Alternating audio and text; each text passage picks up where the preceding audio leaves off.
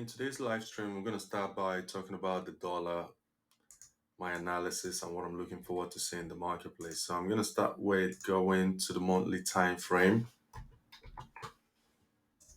So if we go into the monthly time frame, you can see very clearly we have this inefficiency resting right here. Thank you so much, Ray, for your confirmation.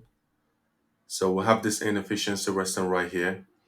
And as you can see so far, this inefficiency has been acting as our drawn liquidity, attracting price to the upside. You can look right here and you can see how the inefficiency right here attracted price to the upside.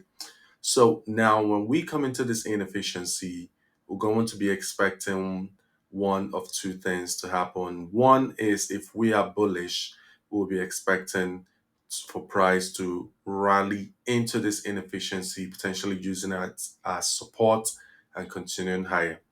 But if for any reason the market still has sell side liquidity to run into, for example, this inefficiency and also the liquidity resting at this candle without wicks. So let's say, for example, the market is satisfied with the upside when it comes into this inefficiency, then that means potentially it's going to use this inefficiency as a resistance zone to then go to the downside to liquidate the sell side liquidity resting right here and right here as well. So that being said, we're going to dive deeper to see what is in this inefficiency. And on the weekly time frame, we can see clear as day, there's relative equal highs resting right there. And there's also liquidity resting right there as well. The next thing we'll do, we'll go to the daily time frame.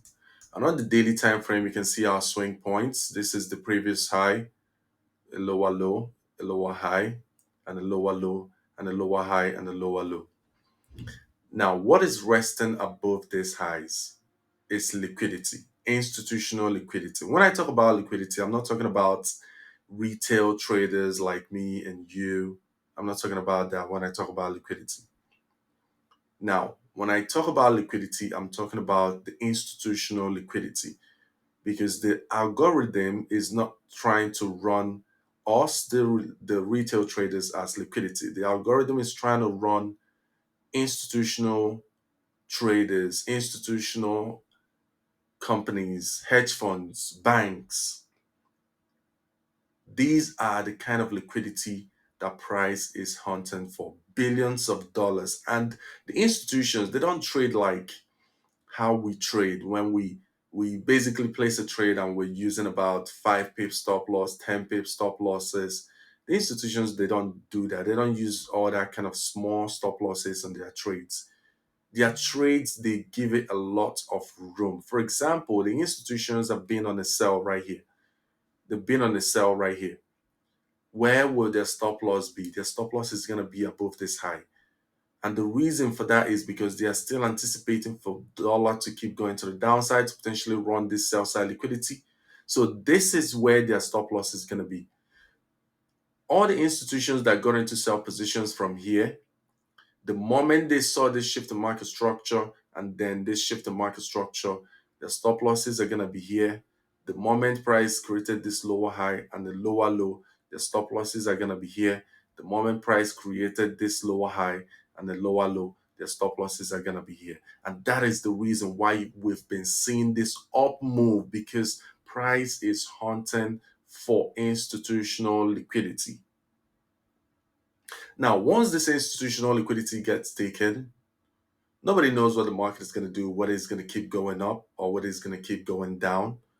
But all we do is to be patient, to wait for a market structure shift. So if we are going to be bearish after running this buy side liquidity, we just want to see a market structure shift. If we do not see a market structure shift from this key level, then it simply means there's no trade for us to get into. This is what I mean when I say we're looking for, we'll be waiting to see a market structure shift. So let's say price takes that liquidity. We want to see this. And we want to see an impulsive market structure shift. And then the retest will be an opportunity for us to get in. And then we'll sell it, targeting this key level. Now, overall, this low could get taken, but you still do not know that. We still don't know if that's going to happen or not. That is why our exit is going to be between this gap right here and this inefficiency right here. And probably maybe 10% of the profit. That is, if we do see a shift in market structure, probably the 10% profit that is left is what will now allow it to reach to the downside if price wants to rally beneath this low. The reason I'm using words like if is because everything we're talking about is a probability. In the marketplace, even the banks, the hedge funds, they are institutions, but they also do not know what the market is going to do because they are taking information from the central bank. The central bank is the one offering the price, offering the interest rates. Everything is controlled by the central bank, and they have an algorithm that is pushing price to the upside and to the downside. Now, what the banks try to now do is to trade in accordance with what the central bank is offering. So, whatever price the central bank is offering, they are anticipating for price to go high or go low, and they are trading alongside that in the marketplace. So, that being said, this is basically what I would favor to see in the marketplace. But in a situation, price smashes through this key level, retest, and then continues higher, then it simply means that this relative equal high right here, which is also a trend line liquidity, this right here is going to be the next draw on liquidity. So basically, if here does not send us to the downside, then know that we're hunting for these highs. And our focus will be on looking for opportunities to take price to rally above this high. So that is my analysis on the dollar and what I'm anticipating to see on the dollar. And if you do have any questions based off my analysis, you can let me know and I'll be in the chat to answer you. So the next thing we're going to do now is we're going to look at Euro US dollar, see what Euro US dollar is doing so far. And so I'm trying to use a blank chart. So basically, most of the charts I do have analysis on basically all the charts. But so the first thing we do, we look at the monthly on Euro US dollar. So let's look at 3 month time frame on Euro US dollar to see what it's doing first of all. So on 3 month time frame, you can see so far on 3 month time frame, this is our structural leg, structural high, structural low. You can basically see that overall, this is what price has been doing overall. And then we'll have this inefficiency resting right here. You can see how nicely price tapped into that inefficiency. Now, while price has tapped into this inefficiency, we look at the current price action. We'll trend into the downside right here.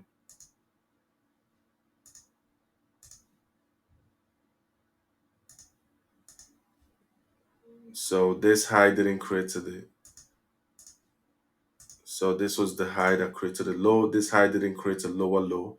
This was the high that created a lower low. So as you can see, the overall market structure, the overall market structure is bullish because we created a higher high, higher than the previous high. We created a higher low. Then we created a higher high right here. So potentially this could be a higher low, or maybe it could be a retracement. Nobody knows. I don't know.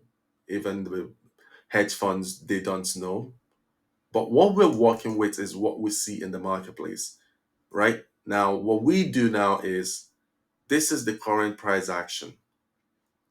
The current price action we're seeing the current price action right here is trending to the downside, right? Now, the overall structure, bullish.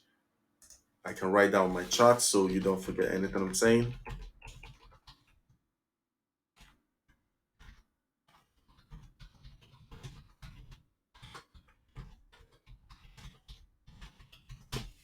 So the overall structure is bullish.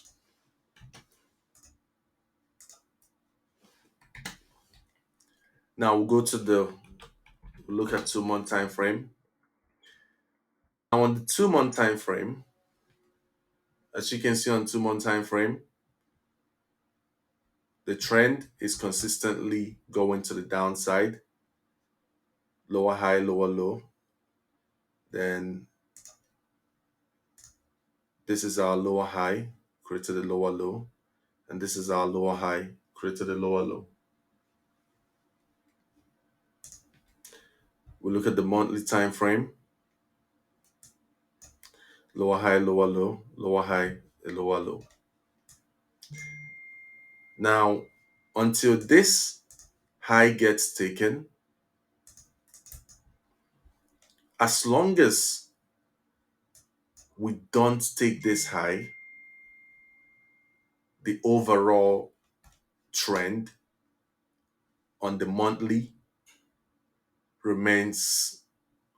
So, for us to be bullish, for us to say there's been a shift in market structure and we're going to continue trending in continuation with this market structure, for us to say the market structure has shifted from it trending to the downside here, so now trending to the upside, for us to say that, we need to see this high get violated.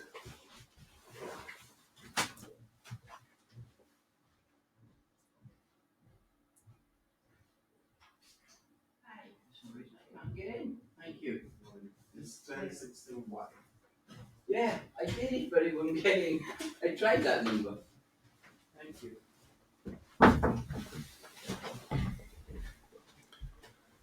So, like I said, for us to now say that the structure of the market has shifted from its trending to the downside to continuation to trending to the upside in alliance with this overall structure,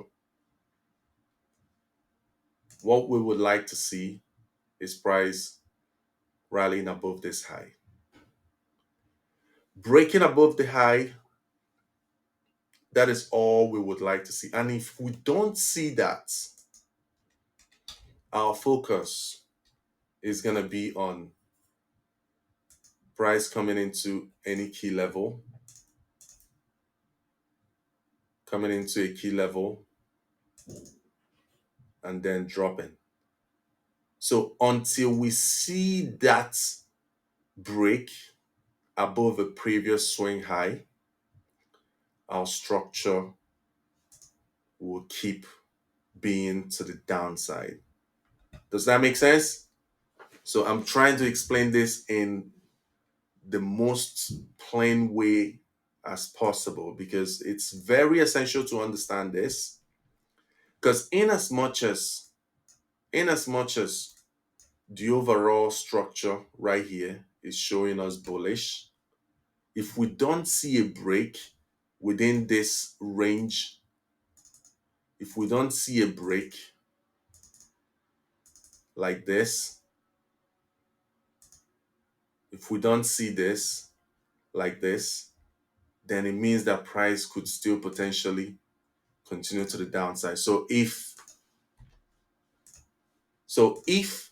we keep seeing things like this again, another lower high and lower low, then it simply means we'll still expect this and this and this and this. So for us to say that this overall bullish market structure on the monthly and the 3 month time frame, for us to say that it is now aligning, the current price action is now aligning with this. For us to say it's aligning, we want to see a run above a previous high. So if you don't understand anything I said, you're free to ask questions, and I'm going to throw more light on this so you can understand it, because this is one of the biggest challenges most traders face. And that is when you come into the market and you look at the 3 months, look at the monthly, the weekly, and then the structure you see on the 3 month time frame, structure is bullish. And then you see on the monthly, structure is bearish, and then you see on weekly, structure is bullish, and on daily, structure is bearish, and on 4 hour, structure is bullish. Now you're confused. You're like, okay, so which of this is price actually gonna respect? Where is price actually going, right? Now, understanding this first will put that in your mind that the overall structure is bullish. But in the meantime, the current price action is trending to the downside. The current price action is trending to the downside. So that means that if we do come into a premium, that could be an opportunity for you to sell, for price to go to the downside. And when we do come into a discount, that gives you an opportunity to see if there will be a break of structure, and then you buy, because you are buying within the range high, range low, and you are selling within the range low and the range high. You're just selling within the range. You're not trying to buy it in anticipation for it to take this high, because you don't know if this high is going to get taken. And the same way, you don't know if this low is going to get taken. Because if we're looking at the monthly right now, this is an inefficiency. And look how nicely price came very close to that inefficiency, and it didn't tap into it. Intentionally did not tap into that inefficiency right there. You can see the inefficiency. Price did not tap into it. And now look right here. We also have an inefficiency resting right here as well. So this resting right here could be the catalyst to drop price into this key level. And if you use the Fibonacci from the current high to the current low, we tapped into a premium and we displaced to the downside into a discount. And we tapped into a premium again and displaced downside again. So our focus is on the current price action. Where is the opportunity that the marketplace is presenting to us? Is it giving us a buy, or is it giving us a sell opportunity? So any of the two the marketplace presents us with, all we do is to use the opportunity to get into the marketplace, make whatever amount we can make, and leave the marketplace. Now you can see that the inefficiency on the monthly time frame that I outlined resting right here aligns with this previous low, which is liquidity. A lot of institutions are going to be placing their stop losses at this low right here. This is where their stop losses are going to be resting.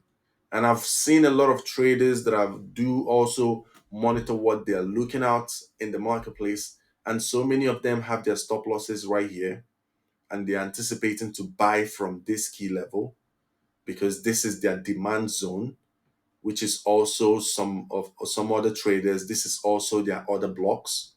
So a lot of money, a lot of orders, a lot of buy orders are resting in this key level. What do you think the institutions, what do you think the algorithm is going to be hunting for? In a situation, imagine that you are the algorithm and you basically know that so many people are going to be putting their money here. What will be the first thing on your mind? Knowing fully well that if you just go just a few pips, just imagine if someone told you that if you walked just 35 steps towards a particular direction, that you're going to make billions of dollars, you're going to liquidate billions of dollars. Would you do that? Just take 35 steps and you will make billions of dollars. Would you take those 35 steps? That is how the algorithm is tracking where those stop losses are, because that is money. That is the pocket of money the algorithm is looking for. It's hunting for the pocket of money. And right here is that pocket of money. And what do we have resting below right there? Just take a look at this, because you need to understand how these things align with each other. What do you see right there? Looking right there, what do you see resting beneath this pocket of money? Inefficiency. Inefficiency resting right there.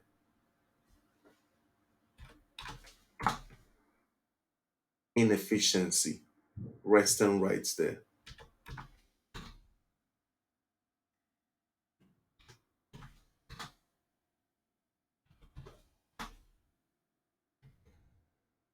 And if you're looking at this from a 2 week perspective, yes, we have a low here, we have a high, I have a rundown, potentially breaking this low. So anything is possible as well. This could have been a retest for a continuation to the downside.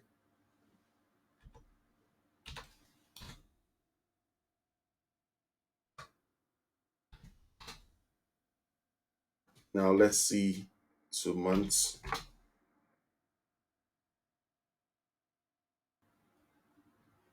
Now, if you look at the 2 month time frame, you can see that this inefficiency resting right here, this inefficiency, it has already been mitigated. Price has mitigated this inefficiency. And after that mitigation, we saw an expansion. And look right here.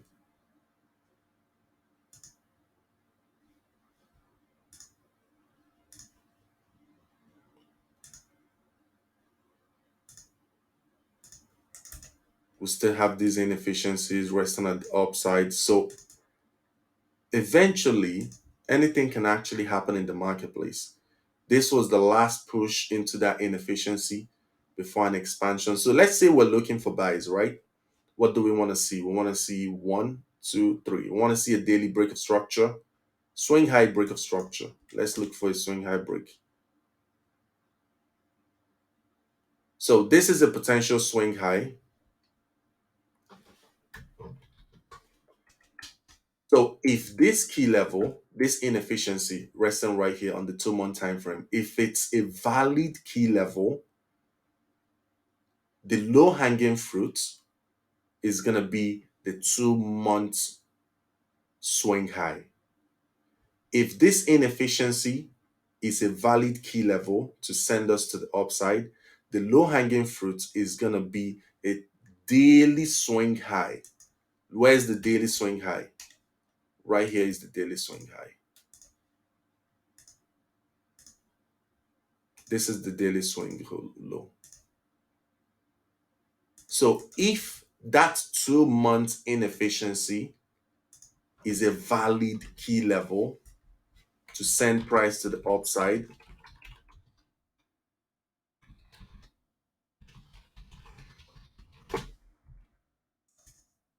this right here will be my low hanging fruits. Now, it doesn't mean potentially that price is definitely going to come here, but I'm just telling you, if this key level right here, if this inefficiency is valid enough that we mitigated it, and look what we saw right there after that mitigation. After we saw that mitigation, look at what we saw right there. A high and a low. Got violated. Break of structure.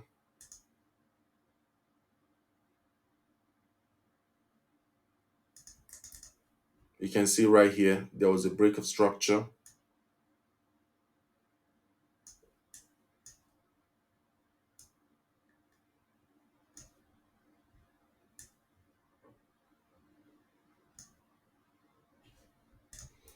And after the break of structure, we saw a retest and then an expansion.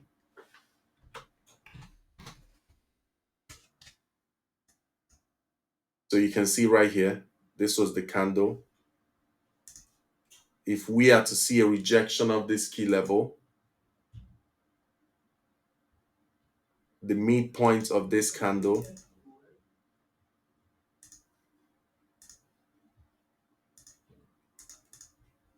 even if price comes into this midpoint of this candle, the bodies of the candle is my only interest. If we do come into the midpoint of this candle, I will be looking for price to sustain the midpoint of this candle. I wouldn't want price to close below the midpoint of this candle. If it does close below this midpoint of this candle, it simply means that there's a very high probability we will take this low. So for this analysis to be a valid analysis, I want to see price tap into my key level, being the inefficiency from the monthly time frame, which I also showed you there's an inefficiency present on the daily time frame in that key level. Let's look at it again. You can see there's an inefficiency resting right there.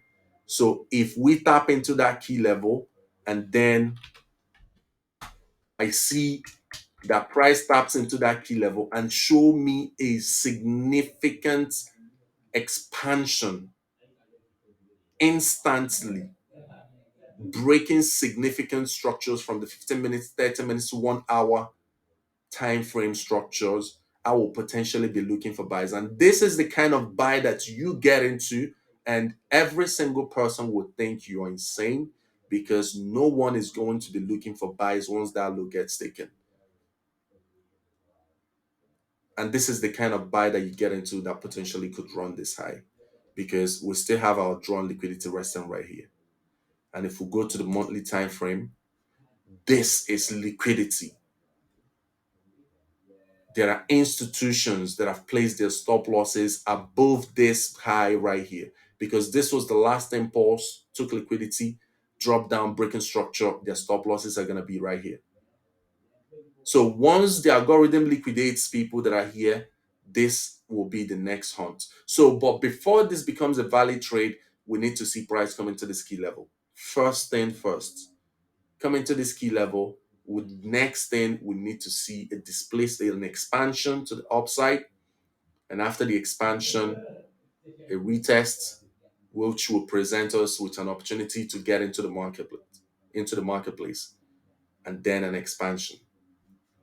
So that is my analysis on Euro US dollar and what I'm looking forward to seeing in the marketplace. I appreciate you all that took out your time out of your busy schedule to tune in with us today. You all amazing. And in the next live stream, I will share more details with you all. I wish you all an amazing day today. Talk to you next time.